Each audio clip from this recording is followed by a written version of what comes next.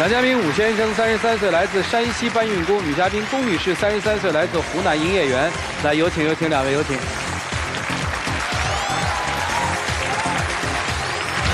欢迎两位啊！结婚多少年了？11年。一山西的，一个湖南的，怎么在一起的呀？在网络上认识的。认识多久结的婚啊？1年多。刚开始结婚在山西住了1年，山西住了1年，在南方。哦，回你老家了，是这意思吧？对。啊，觉得没尊严了？怎么没尊严了呢？说说。就像我们第2个小孩一样。啊，你们现在有第2个宝宝了？对，我2个小孩。啊。老大是？老大也是儿子。啊，那老二也是儿子。对。啊，行。第2个孩子呢，现在是跟我老婆这边姓。为什么会能跟他姓呢？不是你还得同意吗？他跟我闹离婚呢？因为我姐姐呢也是嫁到贵州去了，跟我妈妈是断绝关系，所以呢我妈妈就有那个想法嘛，想要一个家里面有个男的，男的话就对她来说的话就是很大的事情。现在不是已经跟夫人姓了吗？是吧？没办法，非要跟我闹离婚啊，只能妥协了。你们怎么到现在这年代还有这思想啊？不是俩孩子嘛，就一个跟先生姓，一个跟太太姓，挺好。后面拿离婚这个事情跟我相比，反正事实上是说，二儿子跟了夫人家姓了，是吧？你心里不舒服。对。你认为他偏向于娘家，这是第一。第二呢？啊，第2个就是说，我们结婚10多年，一直都是在南方这边生活。2个小孩呢也是在，我老婆他们家里边啊，包括说过节啊、过年呐。各种事情，大大小小的事情啊，包括白事喜事，很多事情啊，都是在女方这边过的。我父母也就我一个独生子，我还有一个妹妹。哎，你们年节也不带着孩子回家看看爷爷奶奶吗？10几年了。为啥呀？不回去看呢，也是说诸多原因吧。啊。导致我很排斥回那边。啊。我们结完婚之后嘛，我们就回了南方这边，因为那时候我在珠海那边上班嘛，没多久就怀孕了。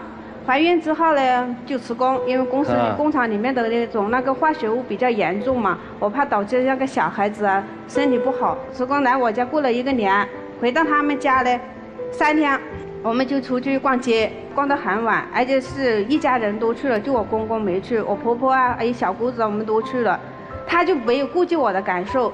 到了下午6点钟的时候没车了哦，我们是走路回去的，走路回去也没打车，他们家住在矿上。走路好吧，没关系，但是他走路从来不顾及我，我还怀着个孩子，跟着屁股后面屁颠的去追他们几个，他跟我婆婆还有我小姑子3个人一路聊回家，走得越走越快，越走越快，我跟不上他们的脚步，我就生气了，我就坐在那里。他跑过来不会说安慰一下我，或者很温和的来问一下我，他很质疑了，又怎么了？又怎么坐在这里啊？我就听了心里面很就在你怀孕期间没有顾及你的身体，是这意思吧？对，他就只顾着跟他妈妈呀、妹妹一直往前走，越走越快嘛。所以我就后面走到家里面，我就生闷气，我就坐在矿上，我就坐在那里不说，在这个地方如果出点什么事情，连个收尸的人都没有，所以我就想的比较多嘛。后面我就跟我婆婆讲嘛，在家里生不行，我说我妈妈说必须要去医院，最后还去了医院。去医院的时候呢，医生说我小孩头太大了，必须剖腹，但是已经那个胎盘已经破了，已经羊水都流出来了。他说如果流干了之后，小孩子就会有生命危险。但是我婆婆那时候还是要求顺产嘛，那时候能顺的话就想办法顺产下来。那你在干嘛呢？那个时候刚好是半夜4点钟，4点钟去的时候，我要去找医生啊，找医生联系，还要签字、签协议，赶快给他忙的要去剖腹产啊，怎么的，去整这些事情。所以在这个事的问题上，你是希望他顺产还是剖腹产啊？我要看医生的一个意见。行，那就先生做的还可以。我躺在那个检查台上面，没人扶我，也没人管我，我婆婆啊她呀都没在，我就一个躺在那里动也动弹不了。都没人照顾我，我就想着，我就心里面越来越那个不舒服，越来越寒，我就这样子。你是在忙着，对，走手续是吧？对。妈妈没陪，是这意思吧？妈妈也在那里。那她怎么会说就一个人在那儿呢？我妈妈也不是在忙什么，我也搞不清楚当时。所以这个心里面是有芥蒂的，因此不太想回去，是吧？对。还有其他的原因不愿意回北方？还有就是坐完月子之后，因为我老公住在矿区，底下全部都挖空了嘛，就怕地震，所以呢就要搬迁。我们老房子已经倒掉一边了，但是我后面拆了之后呢，我就没地方住了嘛，所以呢，我婆婆就把我搬到那个老房子里面，已经倒掉一边了，只剩下2间房子了，房子墙都是裂开的，有缝的那种，就要我带着孩子住在那里。因为他们这边坐月子的男的都不能在家里面，公公也不在家上班去了，我老公呢，他也去市里面上班去了，每天不回来的。我婆婆就把我弄到那个房间里面，我可以说是一天是饥一餐饱一餐，我一天就吃1餐饭。哎，那时候呢，我在奶孩子，根本没东西给孩子吃，我在那里住了4个多月，我想起那个事情我就想哭。所以说第2个我打死我也不想回那边去生，所以我说我一定要在这边生。所以您现在说的这些理由是不想回到他的老家去生活的理由，是这意思吗？对，因为那边什么都没有，到现在都没有，房子也没有，什么也没有，所以我不想回去。你们不是现在你是想回北方吗，小片儿，对吧？就这些现实问题你考虑过吗？我也考虑过很多方面，我征求他的意见。在外面能拼搏几年，哪个地方能赚几年钱回去怎么去安顿？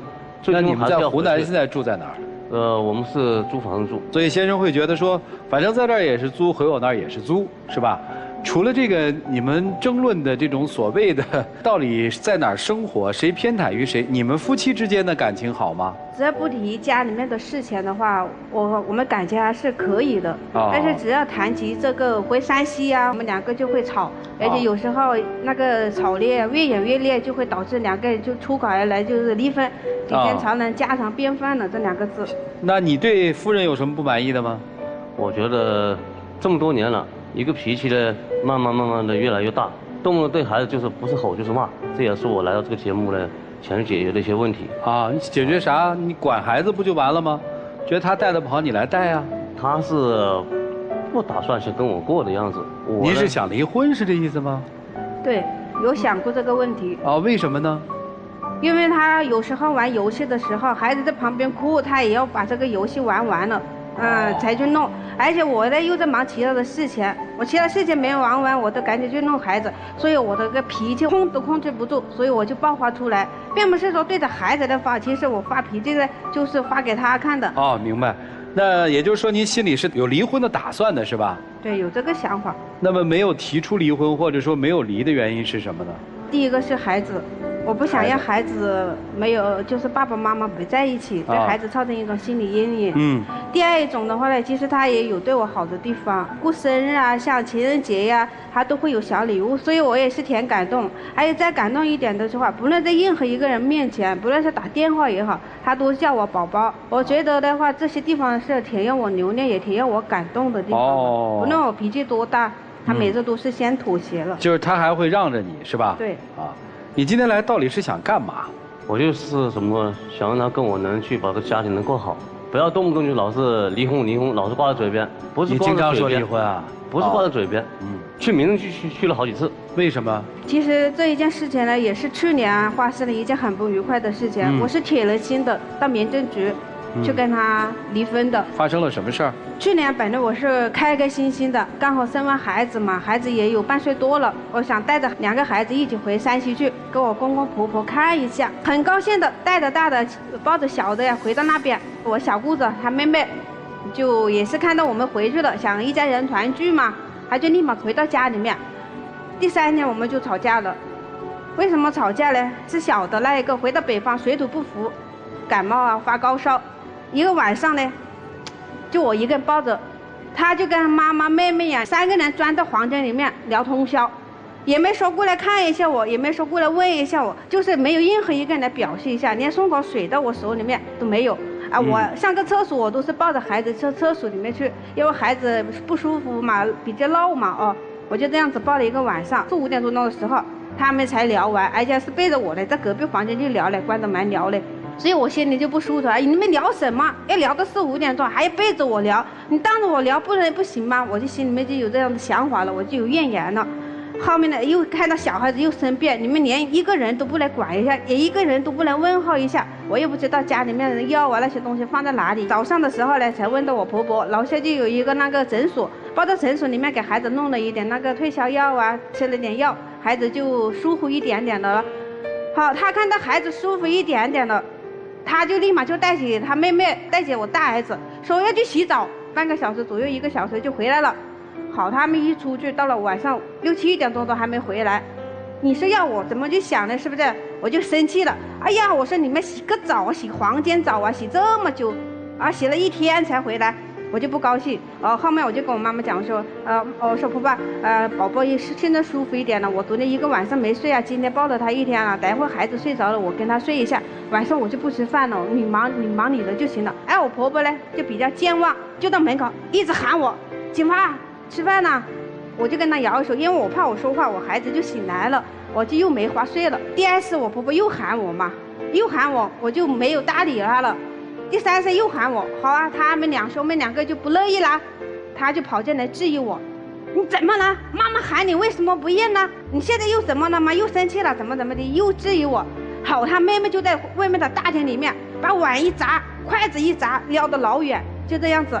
就在那里骂那的，他说我回来就是个祖宗，伺候我还伺候得不余天，哎，吃饭了都不出来，就在那里骂。就因为这个是吧？后面他就还过分了。后面兄妹2个站在门框那里，一边1个，他妹妹手指指的跟我在那里叫板，我就那个火气一上来，我就说，既你们觉得我在这个家里面，不尊重老爷或者怎么样，那我们就离婚。我说你们就给他找个一个山西的，找个一个本地的。我说我这个外地媳妇受不起这个家，我就这样子说了，气坏了。好，他妹妹就跟我赌气，好，你不跟我哥哥离婚的，你不是个人。我最气愤的，他站在那里。他也不去制止他妹妹，容忍他妹妹跟我赌就跟他哥哥离婚，不离就不是人。我说我今天我不跟你哥离婚，我不是个人，我出门被车撞死，行了吧？我就跟他妹妹这样的赌就。好，第2天听明白了。第2天我就拿着东西我就跑民政局了，我就跟他离，我也找。听明白了，就还是家里这点小碎事儿嘛。对。啊。对，都是这样的小事。就是因为这些事情。你们俩现在的主要生活来源靠什么？2个一起上班呢。他工作算勤奋的吗？工作算努力的吗？还算努力，算勤奋。行，那你给这个男人一个总体评价吧。评价他主要一点就是打牌、喝酒、抽烟，再就玩游戏，其他的呢，我也不想怎么去评价他。您是想好好过这日子？对。妻子我相信也想好好过，是吧？对。但是你们不知道这日子怎么过才叫好日子，怎么才能把这日子给过好了？对。理解的对吗？对，来，接下来一起进入新阳美容 APP 丘比特问卷。女性一个最不好的东西，大家知道什么？就是忍。徐总，你说情绪很激动哈，觉得特别委屈。我觉得暂且不说你老公如何做的不到位，但至少你作为我对你可能厉害点，但是我是想用一种极端的方式和你谈，就像陆琪在用他的方式和男方谈一样，我不知道听进去没有，但同样我觉得。更多需要沟通的是你要把自己的心扉打开，因为你心扉里积怨太多了，明白了吗？对，就这样。好，谢谢曲总。想要幸福，要学会争取，也要学会妥协，更要学会权衡。结了婚，既然2个人是合着活，那无论是对方的家庭还是自己的家庭，双方的家庭都要做给对方看。他的家庭。有千般不好万般不好，你有些该做的面子你还是得做，要不然你干嘛要成为他的老婆呢？你得让他心里过得去，你不要总把他跟他们家划成是一伙的，他跟你是一伙的，你们俩之外的其他的所有人，你家人和他家人，相对于你们俩而言都是外人，你们应该2个人合起伙来把外面这帮人给摆平了。而摆平的方式是要为对方的面子着想。说到底，我们周围的那些家人最后会一个一个的远去，一个一个的离开。很多事情即便是表面功夫，那也得做，有一些表面上的气也得忍。我们发生任何问题的时候，一定是和对方一起商量这件事情，你爸的问题我们怎么解决，我妈的问题怎么解决，孩子跟谁姓的问题怎么解决。我相信在他的心目当中，这孩子跟你们家姓应该是没有多大问题，而主要是在他家人面前没有面子。但是这些事情不是不可以谈的。如果说每一个问题在谈之前都首先要开出条件，那这个条件是谁的？你们俩之间，你嫁给我，我娶了你，是要附加条件的。如果最初是有附加条件的，那么你们也不可能走到一起。要流泪是2个人一起流，要流汗也是2个人一起流。既然这辈子过到了一起，就应该所有的问题都全力以赴。你明白吗？你哭是没有任何意义的，你只有跟他一起来商量这件事情怎么解决，好吗？不要拿面子问题说事儿，以解决问题的效果和效率为你们生活当中主要的节奏。就这样。好，谢谢涂老师。你们俩在一起到底是为了什么？就是为了是在男方住打，还是为了在女方住打吗？就是为了说婆婆到底是怎么回事儿，小姑子是怎么回事儿打吗？你在聊你自己的问题的时候，你全是带着背景跟我们说的。我姐姐远嫁了，跟我妈闹翻了，所以这孩子一定得跟我们家人姓。那你有没有问另外一个问题？为什么他偏向他小妹？为什么他跟他的母亲一聊那么久？为什么他对这个面子这么在意？在一个非统一标准里面讨论问题，永远讨论不清，所以你们俩的理打来打去就是那样的。既然讨论不清，咱们就不论理了，咱们就制定一个共同的目标，这才能解决。其实我的想法很简单，我想买房子，有2个人共同的家，好，一家人住在一起，这就是我的一个目标，我的一种想法。好啊。接下来男生肯定会问啊，咱在哪儿买房啊？我觉得在哪里能买得起房就在哪里。务实的，是吧？这你们回家商量去，就不要再打了。虽然间，老师说你说的比较少，想想吧，你俩儿子，你就想想让你这俩儿子怎么不再过你的日子，你怎么去为他们奋斗吧？你哪有时间喝酒还打游戏啊？妻子的第一目标制定得很好嘛，2个人为套房子而奔去嘛，开开心心踏踏实实的工作嘛，你还有时间打游戏啊，对吗？剩下的事儿不就好办了吗？唉，11年有11年的不容易啊。你们各自都想一想，你替他想想他的不容易，你替你老公想想11年在外的不容易，然后你们再看日子怎么过。我们能说的也就这些，剩下的事儿你们自己考虑。一起进入那几天喝古方红糖，真情60年。宝宝，其实这么多年以来，你吃这么多的苦跟着我，像您刚刚所说的，我们一起去打拼，一起去第一个目标，先把房子买好。不管买在哪里，我觉得还是在北方那边生活，这是在有条件的情况下，毕竟我们要该回去，对吧？另一方面呢，我觉得我们生活在一起，感情是没有任何问题的。每次都是因为家庭当中一些琐碎的事情去争吵，争吵了不仅没完没了，我觉得没这个必要。还是像刚刚主持人也好，像评委老师跟我们讲的也好，我们真的按照这样的计划目标去做，才能去有一个完整的家庭、美好的爱情。很多坏习惯、坏毛病，我一定去改。刚刚主持人说的很对，我哪有这些还有心思去玩这些东西？2个孩子该去拼搏，该去努力了，真是这样子。哎，行吧，还是在北方呢。其实非常简单，哪个城市更适合孩子的成长，就去哪个城市。不管是南方还是北方，哪个城市更有你们自己发展的机会，就去哪个城市。不管是南方还是北方，好吗？谢谢2位，请回吧。